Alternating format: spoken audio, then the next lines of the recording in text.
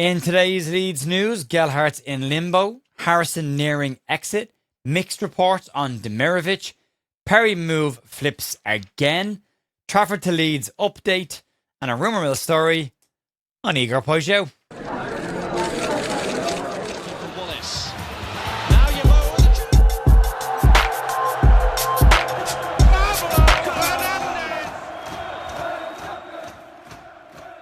Friday the 24th of July, Jer here at the Leeds View with your daily Leeds United news. We do these on a Monday to a Friday, as well as a transfer wrap-up at the weekend, and 2 podcasts a week are available on YouTube, Spotify and Apple Podcasts. If you want to support the channel, best way to do so is subscribe, follow, like and give us a channel rating over on the audios if you want to. There's a lot of stuff to get stuck into today. It's a pretty busy Friday morning heading into what could be a fairly decent and busy weekend. Leeds have obviously got a game late Saturday night, early Sunday morning. We'll do a watch along over on bigup.com for that. And Leeds also have a training range out at the moment. If you want to buy that through our official Leeds United partnership with Fanatics, you can do so with the links down below in the description. As I say, there's a lot to get stuck into, so we're not going to faff about. Let's move on and start off with Joe Gelhardt. So Joe Gelhardt's return to Hull City appeared to everybody to be pretty much a nailed on thing this summer. We all thought that this would get done. He's not training with the Leeds United's first team. He hasn't gone on the trip to the US. That pretty much dictated what his future looked like at Leeds United. However, this morning, he hasn't exactly got what you would call encouraging signs from Hull City, as their owner has pulled an incredible stunt on it. A stunt or a move, whatever way you want to label it. It's an interesting and it's a bold strategy. As we know, Leeds are allowing Joe to move this summer, assuming they can get his valuation. Leaving him out of the US tour was the very clear indicator that was exactly the case. And if you go back a little bit, Hull City's boss and Hull City's owners, who aren't shy about putting things out there publicly, both said they wanted him back in the summer. However, no bids, no approach, no talks have taken place. And we know Hull said recently that they would get to Joe towards the back end of the window. They had other priorities, and they were likely looking for some form of a cut price deal come the end of the window if other clubs hadn't gotten involved in this. Now, Hull's owner took the very unusual and bold move to pop on social media and basically said that the club are being linked with lots of players that are not actually players the club are looking at. And rather than getting the fans false hope and seeing them miss out on deals, he was going to give them some clues and a bit of clarity and transparency on what they were doing. And what followed was a tweet that had a series of flags with a percentage number beside it, which indicated what players they were going for and how far along those moves were. There were 11 players represented by flags in total, but the problem for Joe Gelhardt is nowhere on that list was the English flag or the Union flag, which gives the impression that Joe Gelhardt isn't on their shopping list this summer, or he's not in their top 11 anyway, put it that way. Now, Gelhardt's made it clear that he wants to move back to Hull City. They're said to be focused on other targets, and of course, you can get owners who are being deliberately misleading on social media to try and direct people's attention elsewhere. That could be a move that he is trying to do here. However, we are still talking about the same guy who told everybody at the end of the season to the penny what his transfer budget was as well. So he doesn't seem to have a problem with putting his business out there publicly and saying, this is what we're doing and this is where we are, compared to what Leeds are doing and other clubs do, who try and keep their cards very close to their chest and not let anyone know what they can spend and who they're after. So it's an interesting one. But for Joe right now, what it means is it's not exactly an encouraging sign. His wages at the club at Leeds are believed to have gone up this season as part of the deal that he's got in his current contract. So Leeds will want to get them off the books. There's no other clubs publicly interested in Joe Gelhardt. Now, that might mean nothing. You've seen the way Leeds are operating with exits this year. They're just gone. And no links, no rumours, nothing. Just teams come in, gone. So that could be the case with Joe Gelhardt. But right now, he is very much, as I say, in limbo. Let's move on. Talk about another potential exit from the club. And Leeds are definitely speeding up their exits over the past couple of weeks. And Jack Harrison's time at Leeds United appears to be coming to a permanent end. To give the proper credit to the story on this, because there's lots of people claiming exclusives on this that didn't break this story. Last month, Blazing Musket in the US reported that New England Revolution and Leeds United were having preliminary talks about a potential move to bring Jack Harrison back to the MLS. That was then followed up by Gustavo Lopez, who is a Brazilian US journalist, who said, in fact, talks were on their way and a move was likely. So that's where this story has originated from. Now, this morning, New England Revolution are reported to be in advanced negotiations with Leeds United to wrap up a deal for Jack Harrison this week, or within the week is how it's worded. Now, whatever Leeds can bring in terms of a transfer fee for Jack Harrison will be a massive bonus. I wouldn't expect it to be much. But the most important thing for Leeds right now is to get Jack Harrison's wages off the books. Harrison is believed to be one of the highest earners at Leeds United, in and around 100k a week. His wages coming off the books would be massive, because they could essentially pay for someone like a Julian Brandt if he was to come in. It's unlikely, as I say, to be a big fee, if one at all. But again, similar to Max Ferber yesterday, people saying that we should have got a fee for Max Ferber. He played 14 games in 2 years. He played one match last season. His knees are made out of biscuits. Nobody was going to pay any money for him. The best bet you had there was just get rid of it. Get rid of him and get a mutual termination. Don't spend any more money on it. Bank the wages, move on. Simple as that. And that's the same with Jack Harrison. His on again, off again relationship with Leeds United appears now to be coming to a permanent end. We're no longer on a break, Jack. We're breaking up. It's that simple. And I think, like Isaac Schmidt on this one, this will happen rapidly. Expect it to be done really quickly, but do expect it to be done. Let's move on. So talks from Leeds looking at strikers have been pretty quiet, but there's a few starting to pop up. And yesterday, Leeds were linked with Stuttgart striker Ermedin Demirovic. This one has mixed reports, is probably the best way to put this. And we'll try and outline all of the reports and give you the blow-by-blow of where exactly this sits. There are several European outlets that have listed Leeds United amongst an entire host of clubs that are said to be interested in Stuttgart's Bosnian striker Ermedin Demirovic. But back at home in the UK, there's been a little bit of cold water report on this one, so don't get too excited too quickly. Sky Sports Germany initially reported on this, and they said that Demirovic's future is open, and Leeds, Juventus and Fenerbahce were the three leading clubs of interest amongst an absolutely extensive list of other clubs. And that shouldn't be surprising given the type of striker that Demirovic is. Now, Stuttgart could be open to a sale of Demirovic this summer. But if it doesn't happen, the player himself is said to be very happy to stay where he is at Stuttgart. So it's only in the situation if Stuttgart believe they have to sell. Now, once the German outlet put out their piece, a Turkish outlet then picked this up as well. And they also added Leeds' name to the list, but they put a price tag on this as well. They said a transfer fee of anything between 15 and 20 million euro. That's about 12 to 15 million pounds, which is extremely cheap and significantly less than what his valuation was last summer, which is cheap enough for a 28-year-old striker who's got 47 goals in his last 3 seasons. And in the last 2 seasons since he moved to the Bundesliga, Demirovic has clocked up 32 goals and 8 assists, which is a hell of a return for any striker in the Bundesliga.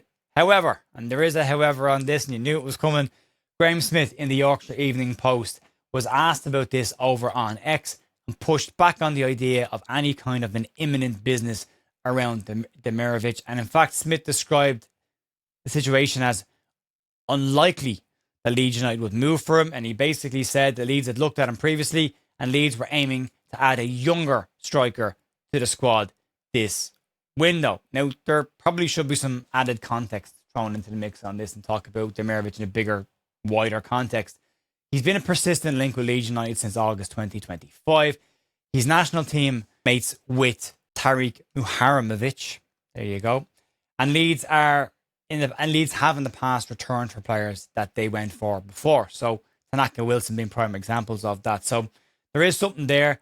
The age factor might be exactly bang on what Graham is saying. But last summer, his valuation was 40 million euro. This year, it's about 20 million euro, which is significantly less. He's in the prime years of his career. He's a physical striker. He's a big lad. He's 6 foot, just over 6 foot as well. He's a very good finisher. Got 1.5 years left on his contract as well. So if you were to go last season's checklist for what Leeds for signing, tick, tick, tick, tick, tick, pretty much. But yeah, I would go with Graham's steer on this. He would be a very good addition for me. I think he'd be a very good competition for DCL and Lucas Mecha. A similar type of profile with differences as well.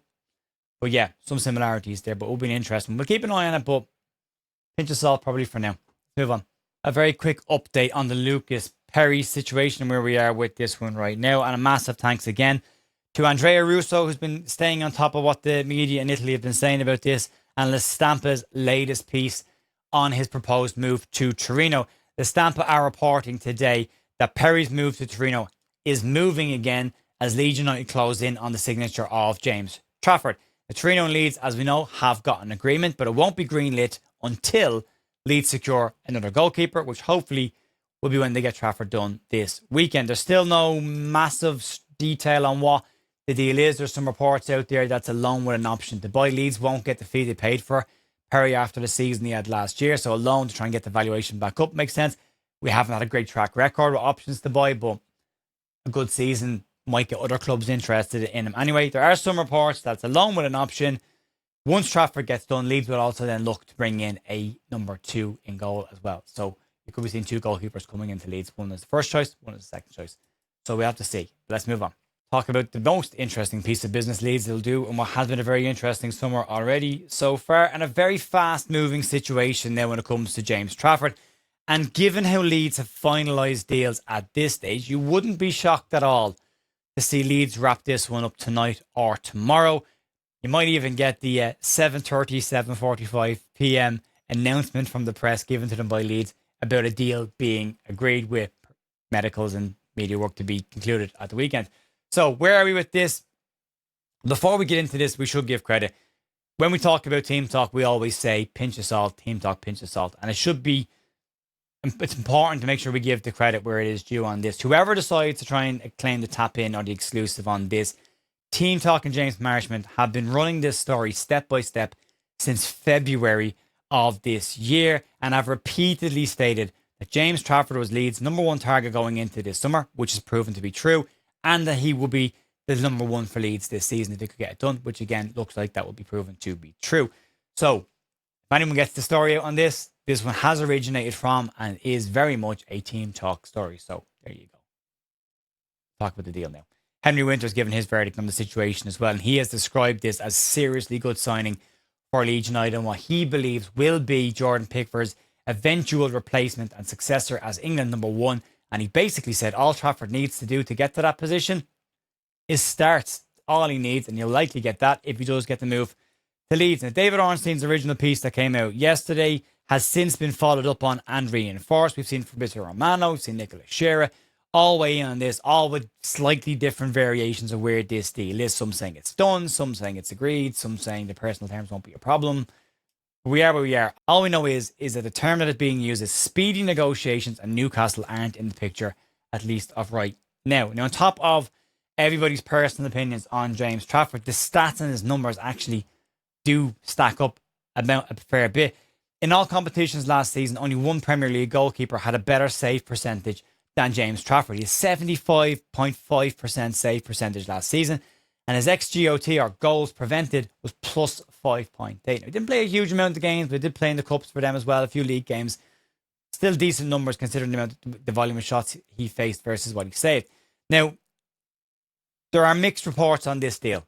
So right now, whatever I'm saying is what's out there, but it's not concrete and it's not been actually confirmed by 1 or 2 outlets even at this stage. Some people are saying that there is a release clause being negotiated right now, and that release clause could be £75 million.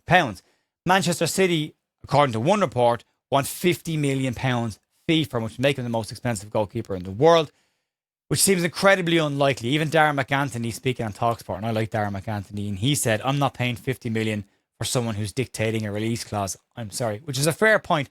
Now, others are saying that the transfer fee will likely be around £30-35 million, which is far more palatable than £50 million. I just can't see Leeds paying £50 million for a goalkeeper.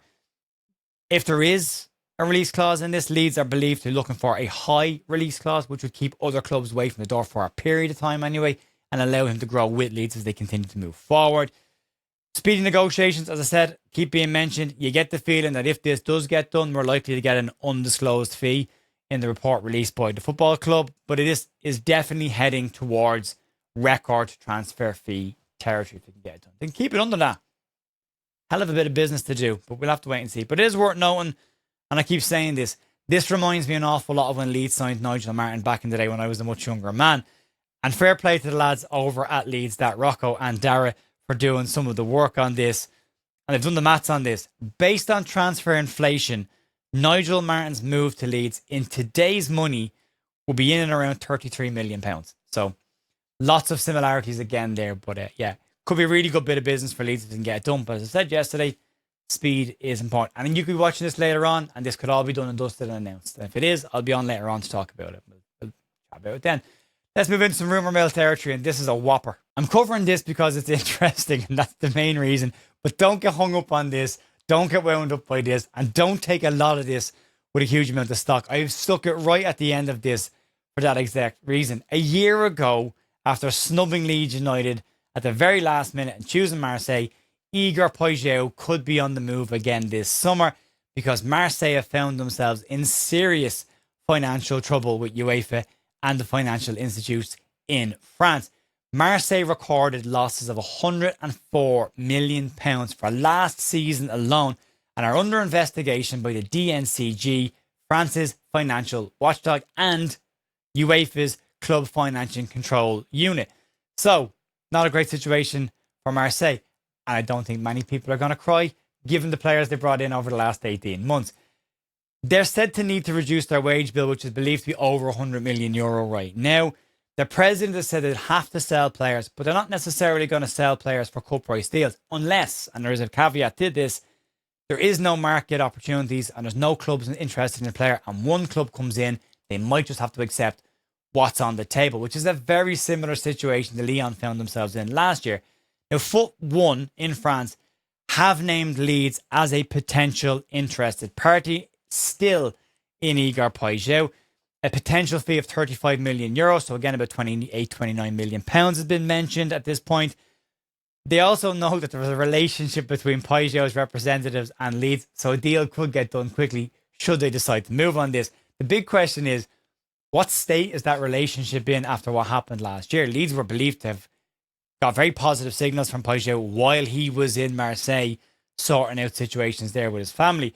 Now, last season he got 12 goals and 7 assists. He scored a couple of goals in the Champions League. He started the season really slowly, but had a really strong finish to the campaign in France. But the biggest caveat for me on this, and why I don't think this will happen, and I could be wrong, was go back to the last interview that Parag Morate gave. And in that interview, he said, we want people who want to be here, who get what it is to be Leeds. Now, at that point, he was alluding to all the other players that were part of the Leeds squad when we got relegated from the Premier League, who were more interested in moves away from the club than actually keeping Leeds in the Premier League.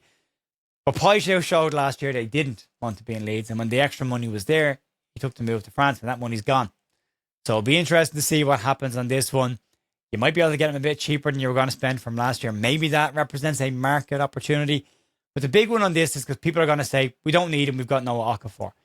If you get an injury to Harry Wilson and Noah Okafor this season, your backups are Willie Nonto and Brendan Aronson. And Daniel Farke has shown he won't play Willie Nonto in that position if Okafor is not available. So having another player in there to fill in or be a rotational option or give you options for different games would make sense. It would definitely raise the floor of the squad. He's a very talented player. Do I think it'll happen? No, I don't. I think after what happened last year, Leeds, let's stay away from it. But interesting to see that he's popped up. It's an easy link to Leeds, but I thought I'd throw it in at the end just for a chat. Anyway, that'll be it for me today, folks. Massive thanks as always. You can check out the podcast over there from the other night, the SCR one, which is, again, very good feedback on that. Down below is the link for the FCA nominations. They close on August 5th, and there's another video over there somewhere you can get involved. If you want to subscribe, little button in the middle. And I'll talk to you soon. Enjoy the rest of your weekend. We'll have a transfer talk wrap up over the next couple of days as well. Talk to you soon. See you later. Bye.